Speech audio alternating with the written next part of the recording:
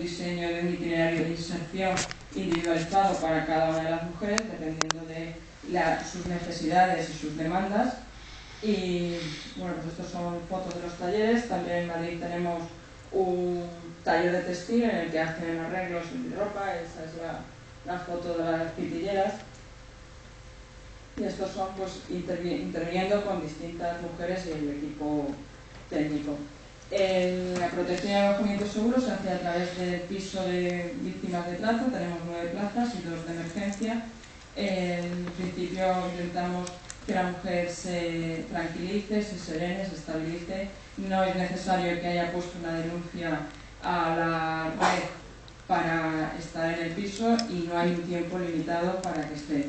Hay mujeres que en un año están, otras a los 5 meses ya se han estabilizado y no necesitan más, aunque sigan en contacto con la PRAN, y otras necesitan unos procesos más largos, porque pues ahora tenemos una mujer que ha venido menor, la ha vendido su tía, con 18 años, entró el día antes de cumplir los 18 años, consiguió rescatar a la policía.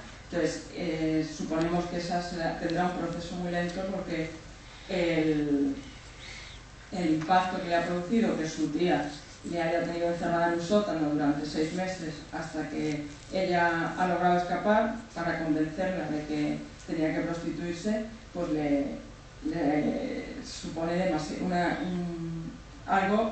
un trauma demasiado difícil. El acceso de la mujer a este recurso a través de los cuerpos y fuerzas de seguridad del Estado, de la unidad móvil.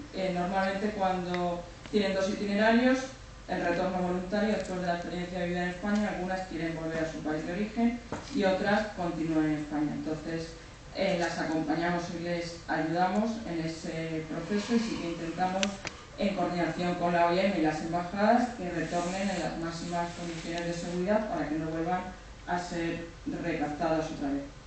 Y luego tenemos un piso de estancias breves que es para situaciones de emergencia. Y el último pilar es el de la sensibilización e información.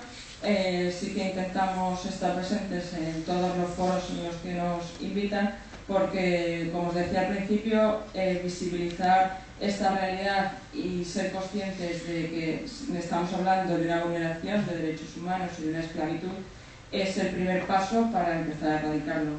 Yo tengo la esperanza, y creo que igual que en violencia de género hace 15 años todo entendíamos que podía ser del ámbito privado y de la relación de pareja y que ahí no podíamos entrar, y se ha cambiado afortunadamente esa mentalidad y ya estamos todos mucho más sensibilizados y concienciados con esta situación. Confío en que gracias a actos como este del Ayuntamiento y otros muchos, y el Plan contra la Trata, el Ministerio de Igualdad, consigamos visibilizar y concienciar de esta realidad. Y también participamos en distintos, cuando nos invitan en los medios de comunicación. Tenemos una página web que está bastante actualizada y con mucha documentación sobre este tema, y luego realizamos campañas permanentes que intentamos que estén en las comisarías de policía, en los centros de salud, para que cuando se acerquen las mujeres sepan que tienen alternativas y pueden salir. Y algunos datos del 2009, en Madrid la unidad móvil atiende diariamente a 250 mujeres, y los expedientes abiertos han sido 1.346. El teléfono de emergencia tuvo 1.098 llamadas y 857 tramitaciones de emergencia. Y en el centro de acogida, 1.395 expedientes, y 790 personas han participado en nuestros talleres de formación. Para terminar, y ya no quiero enrollarme más, necesitamos la sensibilización a la sociedad, la cooperación internacional, luchar contra las mafias, pero también el apoyo integral a las víctimas. Siempre se ha trabajado mucho en ver la versión del delito. Es importante que empecemos a visibilizar la parte de la víctima que necesita un apoyo integral y un proceso de reestructuración y de reinserción largo y muchas veces difícil. Se trata de un hecho social, la prostitución y la explotación, hay que visibilizarla y que hay que seguir planteando acciones eficaces y reales contra las mafias, pero también a favor de las víctimas.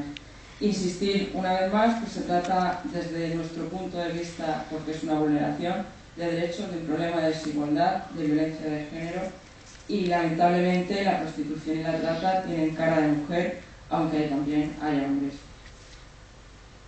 Y la tolerancia contra la explotación sexual, no quiero dejar esa frase, legitima otras formas de violencia contra la mujer, porque se cosifica a la mujer.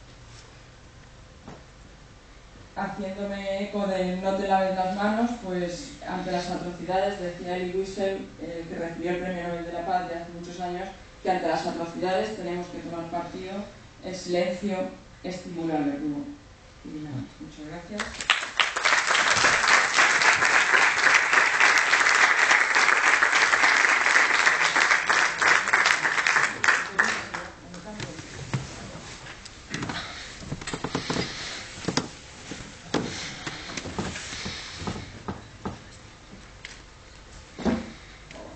Bueno.